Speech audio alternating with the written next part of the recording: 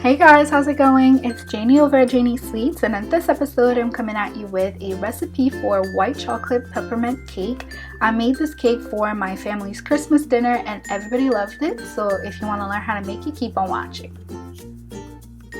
So grab your KitchenAid bowl and add in your dry ingredients, so that's your flour, your sugar, and your baking powder, and get everything mixing on a low speed so that everything can be nice and incorporated.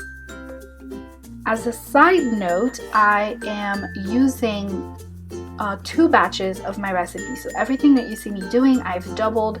So instead of 9 ounces of flour, I'm using 18.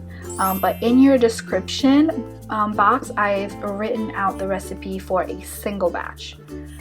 So go ahead and add in your butter. Now my butter is at room temperature and I'm adding it in small chunks until everything looks like wet sand. Once that's done, put that aside and start working on your wet ingredients. So in a measuring container, I have my milk, I'm adding in my oil and my eggs. I'm also adding in some vanilla extract. And because this is a peppermint cake, a little bit of peppermint extract. Then I'm just going to mix everything until the egg yolks are broken up and I can't see any more of the single yolks. Then I have my mixer going on a low speed, and I'm going to add my wet ingredients to my dry ingredients just a little bit at a time until everything is nice and smooth and incorporated and there are no lumps in my batter. Notice I have my mixer going on speed 2. You want to keep it in between speed 1 and speed 2 because you don't want to beat the batter too much. So once your batter looks like this, it's airy and fluffy and smells really good, go ahead and divide that into your pans. Right now I'm using 2 8-inch and 2 6-inch pans. I'm also using 3-inch high pans this time because I'm going to split the cakes in half so that I have 4 layers of each size. So I'm just going to bake everything at 350 degrees until it's springy to the touch. And once that's done, just let it cool and start working on your filling. So I have some mint peppermint candy that I've purchased at the dollar store, and I'm just going to pop them into my food processor to just get everything crushed up. You can also use the back of a spoon or anything hard to crush everything, but it was easier to do it in the food processor. Then I'm just going to add some of that to my Italian Meringue buttercream and fold everything in until it's nice and dissolved in there and there are no big pieces of my peppermint in the buttercream. So once it looks like that, just put that to the side and start working on assembling the cake. So I have the cake here that I've cut in half. And I have some simple syrup. To that I'm going to add a little bit of that mint extract and just go ahead and brush the simple syrup all over your cake. And that's just a way to keep the cake super moist, especially if you're going to eat it at a later time and not right away.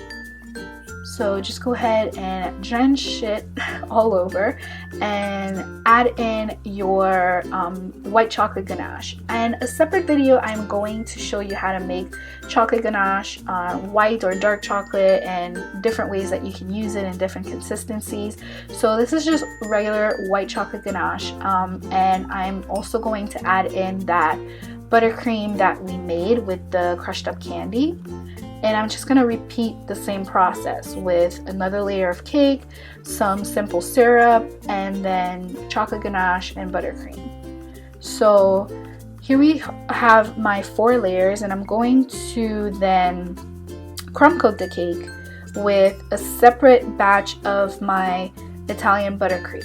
I didn't use the one that I have added the crushed up candy just because it wouldn't be smooth and I needed a smooth look. So just go ahead and crumb coat it and then pop it in the fridge for a little bit, and once that's out you can ice it smooth with a thicker layer of your buttercream.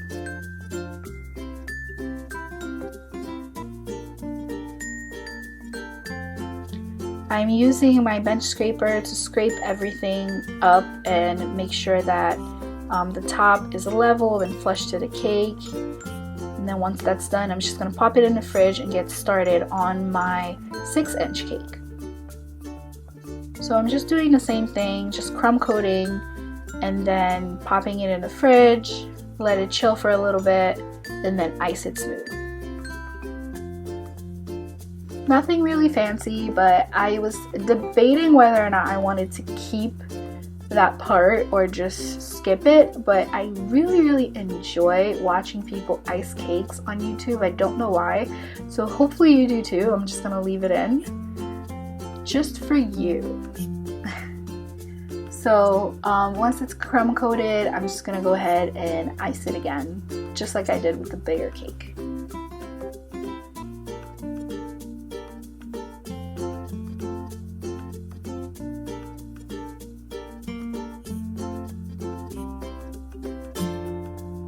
And again, I'm using my bench scraper and leveling everything flush to the cake. Then again, pop it in the fridge, take out the big one, and get started again. I am using the same design technique that I did for my rose drip cake, and if you click on that link below, or that link over there at the corner, you can see it and see exactly how I did it. It's pretty much just adding a little bit of red, a little bit of white, and then just blending everything together. So once that's done, I'm going to dowel my cake because I want to make sure that the top layer doesn't sink into the bottom layer. So just add in some fat straws and that should be good. I'm going to decorate with some mint peppermint flavored cookies and candies and chocolates. So this is what I'm going to use for that. Then before I do that though, I want to go ahead and drizzle a little bit of that white chocolate ganache. I've just melted it so that it's at a running consistency, or a runny consistency, and then I'm just gonna use a piping bag and just squeeze it out until I'm happy with the design, because apparently drip cakes are not going anywhere. So they're pretty. So anywho, once that's done, you can go ahead and start placing your candies all over. And again, I have another video where I show you exactly how to do that sort of design, but it's really up to your imagination. Whatever floats your fancy, whatever you want to do, there's no right way to do it. You just place candies and cookies and whatever you have all over the place, and it usually always looks good. So just go ahead and add as much as you want. And then I have some of that crushed up candy left over. I'm just gonna throw it all over the cake because I think it looks like snow, and also it adds more of that peppermint flavor.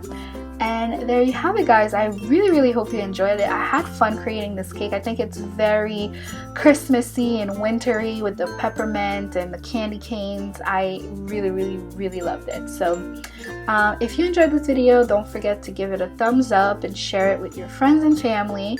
Let me know in the comments below if you have any requests for any other cakes. As always, check out my last video if you click on that link right there to your left. It was a, I think it was a caramel apple cake, and it was really good. So yeah, don't forget to subscribe if you haven't done so, and you can find me on Instagram as well as Facebook at Janie Sweets. Till next time.